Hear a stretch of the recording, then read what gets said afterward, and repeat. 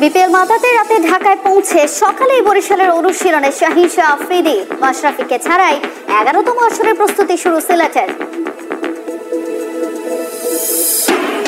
Windies সফরের injury থেকে মুক্তি মেলেনি সৌম্য সরকারের। রংপুরের হয়ে খেলতে পারবেন না বিপিএল এর ঢাকা পর্বে, জানালেন আশরাফুল। সুস্থ হয়ে উঠেছেন সাইফুদ্দিন। সামর্থ্যের প্রমাণ দিয়ে তারকার অভাব ঘোচাতে চায় রাজশাহী। ভালো মানের বিদেশির চেষ্টায় টিম ম্যানেজমেন্ট। ইজাজ আহমেদের অন্তর্ভুক্তি ইতিবাচক বলছেন ক্রিকেটাররা। ঢাকায় পৌঁছে পরদিন অনুশীলনে নামেন আফ্রিদি। করেছেন লম্বা সময় বোলিং। আফ্রিদি ছাড়াও অনুশীলন করেছেন আরেক পাকিস্তানি ফাহিম আশরাফ, ছিলেন কাইল মায়ার্স আর মোহাম্মদ নবীও। গতকাল ম্যাচ সিনারিওতে সাউদার্ন আর্মিরা নিজেদের ঝালিয়ে নিলেও আজ পুরোটা সময় করেছেন ব্যাটিং আর বোলিং, ছিলেন তামিম ইকবালও। অন্যদিকে প্রথম দিন অনুশীলন করা সিলেটের হয়ে মাঠে নামেন নিউ মাশরাফি। মূলত লোকাল ক্রিকেটারদের নিয়েই অনুশীলন করেছে স্ট্রাইকার্স। কিছুক্ষণ পর অনুশীলন করবে ঢাকা আর রাজশাহী। যোগ দিয়েছেন এছাড়া ফাইম এসেছেন, কাইল ম্যাটস এসেছেন। অনুশীলন, আজকের অনুশীলন এবং আজকের দিনের আরো অনুশীলন নিয়ে কথা বলবো সহকর্মী তারেক হাসান শিমুলের সঙ্গে। শিমুল, স্বাগত আপনাকে। শাহিন শাহ আফ্রিদির আগমনের মধ্য দিয়ে বোধহয় বিপিএল এর সবচাইতে বড় তারকা একটু অন্যরকম পূর্ণতা পেল কিনা অনুশীলনটা? অবশ্যই, যে আপনি যদি লোকাল স্টারদের দিকে তাকান, এর আগের সিজনগুলোতে আমরা সবার বেশি নজর ছিল সাকিব, মাশরাফি তাদের দিকে, কিন্তু এই দুই বড় তারকা কিন্তু নেই এই বিপিএলে। এখন আসলে বলা চলে যে আপনি গোটা বিপিএলে যদি বড় তারকার কথা চিন্তা করেন, সেখানে নিঃসন্দেহে শাহিন শাহ আফ্রিদি সবচেয়ে বড় তারকা। শাহিন শাহ আফ্রিদিকে যদি বরিশাল পিক না করতো, তখন দেখা যেত মুস্তাফিজই সবচেয়ে বড় তারকা থাকতো এই বিপিএলে। সেই জায়গা থেকে আজকে যেমনটা দেখলাম, আসলে একাডেমিক গ্রাউন্ডে প্রায় একটা দল যাচ্ছে, একটা দল আসছে, আবার দুইটা দল একটা উৎসব। হ্যাঁ, এটাই বলছিলাম যে মিলন মেলা তো পরিণত হয়েছে দেশি বিদেশি ক্রিকেটারদের। আসলে বিপিএলটা কিন্তু এই আমেজটার জন্য আসলে অন্যরকম একটা ফ্লেভার দেয় ক্রিকেটারদেরকেও। তবে অবশ্যই পূর্ণতা এবং অনেক ধারাও আসবে। যখন ফার্স্ট ম্যাচ শুরু হয়ে গেলে বেশিরভাগ ক্রিকেটারই চলে আসবেন, অনেকের সাথে আবার এঙ্গেজমেন্টটা শেষের দিকে রয়েছে। অনেক ক্রিকেটার চলে যাবেন অন্য লিগ খেলতে, তাদের রিপ্লেসমেন্টে আবার নতুনরাও আসবেন। শিবুল, আজকে আনুষ্ঠানিকভাবে সিলেট স্ট্রাইকার্স তাদের অনুশীলন শুরু করেছে। মাশরাফি বিন মুর্তজা, আমরা আসলে মোটামুটি চাউর হয়ে গিয়েছিল মাশরাফি সাকিব খেলছেন না, আজকে বোধহয় সেই পূর্ণতাই পেল। মাশরাফি কিংবা সাকিবের অনুপস্থিতিতে নিশ্চয়ই কিছুটা হলো রং হারাবে বিপিএল। এই পূর্ণতাটা আসলে নিঃসন্দেহে সিলেটের ভক্ত যারা রয়েছেন তাদের জন্য আসলে কষ্টের হবে, কারণ মাশরাফি অন্যরকম ভাবে বয়স হয়ে গিয়েছেন। তিনি বিপিএলের অন্যতম সফল অধিনায়ক তো অবশ্যই বলতে হবে। তারপরেও বয়স হয়ে গেলেও আসলে তার উপর কেমন যেন একটা ভরসা থাকে। আমরা লোকাল ক্রিকেটগুলোতে দেখেছি তিনি 2 পা 4 পা দৌড়ে বল করলেও কেন যেন মানে ব্যাটসম্যান মাঠে থাকা মানেই বোধহয় একটু অন্যরকম কিছু। এই জায়গাটা থেকে সিলেট স্ট্রাইকার্স একটা খ্যাতিরও একটু মানে কম পেল, পাশাপাশি তো তার পারফরমেন্স প্লাস হচ্ছে। রংপুরের ভিন্ন অনুশীলন, গেলবারের ধারাবাহিকতায় এবারও নিজস্ব মাঠ, শুরু বা শেষের তাই কোনো বাধ্যবাধকতা নাই। গেলবারের মতো এবারও বিগ বাজেটের দল, তবে আছে ব্যতিক্রম। সহকারী কোচের দায়িত্ব মোহাম্মদ আশরাফুলের কাঁধে। তবে সেখানে সৌম্যকে নিয়ে অস্বস্তি যেমন আছে, স্বস্তি তেমন আছে সাইফুদ্দিনকে নিয়ে। সৌম্যর যেটা আমরা শুনেছিলাম 10 দিন বা 12 দিন পরে হয়তো তার সেলাইটা খুলে ফেলে, তারপর হয়তো সে দেখবেন। অ্যাটলিস্ট আমার মনে হয় যে 3 সপ্তাহ পরে আমরা তাকে পাবো। কয়েকটা ম্যাচ তো আমরা মিস করবো, এটা আমরা সবাই জানি। আমি আশা করছি যে আমরা হয়তোবা সিলেটের আমাদের যে 4টা ম্যাচ হবে সেখানে হয়তোবা আমরা শেষের দিকে তাকে পাবো। সাইফুদ্দিন আসলে গ্লোবাল টি20তে খেলেছিলেন প্রথম ম্যাচটা, তারপরেই আসলে একটু ব্যথা ফিল করছিল। সেখানে আমরা সবকিছুই করেছিলাম, এমআরআই সবকিছু করানো হয়েছিল।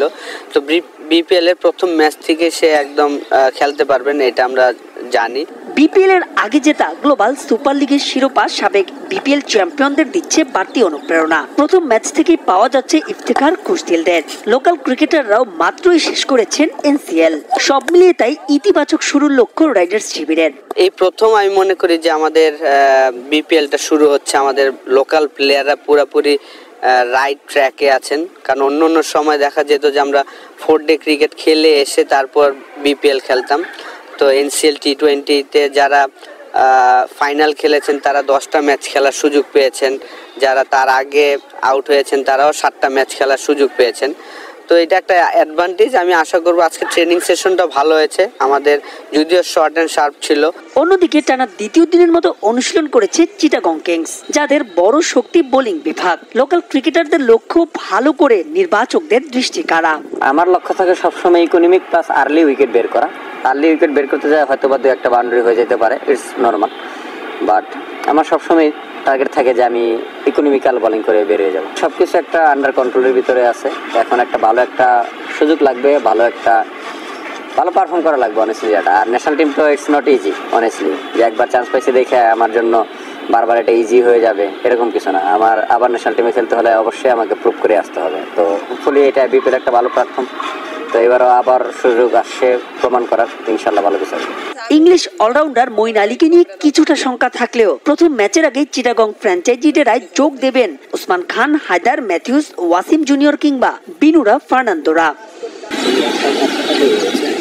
বলতে দ্বিধা নেই, এখন পর্যন্ত বিগুলো যেসব দল গড়েছে তাতে বাকিদের তুলনায় পিছিয়েই থাকবে দুর্বার রাজশাহী। তবে হারের আগেই হেরে যাওয়া নয়, এই মন্ত্রণায় উদ্বুদ্ধ হয়ে আনুষ্ঠানিক অনুশীলন শুরু করেছে পদ্মাপাড়ের দলটি। এখন পর্যন্ত রাজশাহীর স্কোয়াডে জায়গা হয়েছে যাদের, সেখানে বড় নাম তাসকিন আহমেদ। দলের সঙ্গে প্রথম দিনের অনুশীলনেই নিজেকে ঝালিয়ে নিয়েছেন তিনি। ব্যাট হাতে টিউনিং করেছেন এনামুল হক বিজয়। দলে আহামরি কোনো বড় নাম না থাকলেও টুর্নামেন্ট নিয়ে আশাবাদী আকবর আলী। খুব অল্প সময়ের খেলা, পুরোটাই ডিপেন্ড করতেছে যে কোন টিমটা মোমেন্টামটা গ্রিপ করতে পারছে। আমার মনে হয় যে আমরা যদি আমাদের পোটেনশিয়ালে খেলতে পারি এবং একবার যদি মোমেন্টামটা আমাদের দিকে নিতে পারি অ্যাজ এ টিম, তো আমার মনে হয় অবশ্যই ভালো করা সম্ভব। দেশি তারকার পাশাপাশি দুর্বার রাজশাহীতে নেই নাম করা কোনো বিদেশিও। পাকিস্তানি সাদ নাসিম আর হারিস বাদে বাকিরা গড়পড়তা। এই দল নিয়ে আসলে কতটা ফাইট দেওয়া সম্ভব সেই প্রশ্ন উঠেই যায়। তবে দলে ভারসাম্য আনতে টিম ম্যানেজমেন্ট কাজ করছে বলে ইঙ্গিত দিলেন আকবর। ম্যানেজমেন্টে যারা আছে তারা আরো ভালো অ্যান্সার দিতে পারবে যে মানে আন্ডার টেবিলে কি হচ্ছে বা না হচ্ছে। আমরা আসলে মাঠেরটা নিয়েই, আমরা এজ এ প্লেয়ার যারা আছে আমরা মাঠেরটা নিয়েই বেশি ফোকাস রাখছি এবং আসলে সত্যি কথা বলতে ওই বিষয়গুলো আমাদের নলেজেও কম আছে। কারণ আমি শিওর আমাদের টিমের যারা ম্যানেজমেন্ট আছে ওরা সর্বোচ্চ চেষ্টা করছে সর্বোচ্চ হাইস্ট লেভেলের প্লেয়ারদেরকে রিক্রুট করার। নাম করা ক্রিকেটার না থাকলেও দলটির কোচিং প্যানেলে থাকা ইজাজ আহমেদ হয়ে উঠতে পারেন ফ্যাক্টর। বিপিএল তো বটেই, কোনো ক্রিকেটার চাইলে ব্যক্তিগতভাবেও উপকৃত হতে পারেন এই গ্রেটের কাছ থেকে। বিপিএল অবশ্যই অনেক বিজি একটা টুর্নামেন্ট, এখানে আসলে মানে প্র্যাকটিস করার সময়টা খুবই কম পাওয়া যায় আমাদের। তো যেই অল্প সময়টাই পাবো ওটাকে ম্যাক্সিমাম চেষ্টা করব ইউটিলাইজ করা এবং তার যেই এক্সপিরিয়েন্স আছে এবং আপনি যেটা তার টেকনিকের কথা বললেন, অবশ্যই তিনি মানে চমৎকার একজন প্লেয়ার ছিলেন। তো তার এক্সপিরিয়েন্সগুলো নেয়ার এবং তিনি যেই সাজেশনগুলো দিবে সেগুলো অবশ্যই নিজের মধ্যে আনার চেষ্টা করব। 5 নম্বর জায়গাটা আমি মনে করি যে আমার জন্য খুব ভালো হবে। 4 নম্বর বা 5 নম্বর এর নিচে না, but ultimately as a team management আমাকে যেভাবে চিন্তা করবে সেখানেই আমাকে খেলতে হবে। বিপিএল এর প্রথম দিনে কঠিন ম্যাচ দিয়ে মিশন শুরু করবে দুর্বার রাজশাহী। তাদের প্রতিপক্ষ গেলবারের চ্যাম্পিয়ন ফরচুন বরিশাল।